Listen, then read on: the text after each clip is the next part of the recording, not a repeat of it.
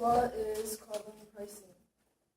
Nowadays, it's a well-known fact that the Earth temperature is rising. It is because we people emit CO2, well known as the greenhouse gas. So to stop the climate change, we have to try to lower the CO2 emission.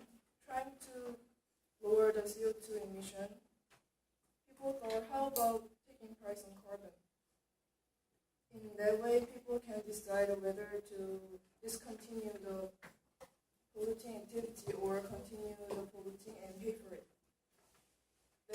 There are two types of carbon pricing. First, it is emission trading system. It limits the money of the total level of the greenhouse gas emissions and allows those industries with low emitters to sell their extra allowances to larger emitters. Next is the carbon tax. It is the tax on burning fossil fuels such as coal, gas, and oil. Let's see the video.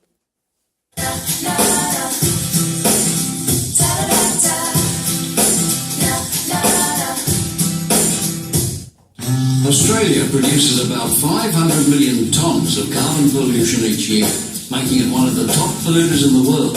Currently, polluting is free. Generating pollution has a cost. It's a cost on our natural environment, our economy, and our way of life. A carbon price changes this. Instead of being able to pollute for free, big polluters must pay a price for every tonne of carbon pollution they create. Industry must factor in the cost of carbon pollution in their business, just as they factor in materials and labour. This will have two impacts. One, it will drive businesses to find new ways to reduce pollution. Two, it will make goods and services which are produced with lots of energy more expensive. Households will notice this change through rising costs in some goods and services, but the overall impact on prices will be small. 9 in 10 households will receive a combination of tax cuts and increased payments to help them with the cost of living. As you see, carbon pricing is a very efficient method. Understandably, it is a method most favored by economics for reducing the CO2 emission. It is recommended because CO2 is a harmful product that is not priced by any market because it is not priced. Too much CO2 is emitted. By charging the CO2 emissions at a price equal to the monetary value of the damage caused by CO2 emission, we can reduce the CO2 emission and find new ways to reduce pollution. The emission trading system, one of the carbon pricing, was first introduced in 2005 by EU.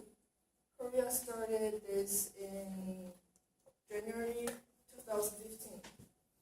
Korea has a target to reduce 30% emission by the business as usual by 2020. And for the carbon tax, Korea confirmed 40 new agendas, which included substitution of carbon tax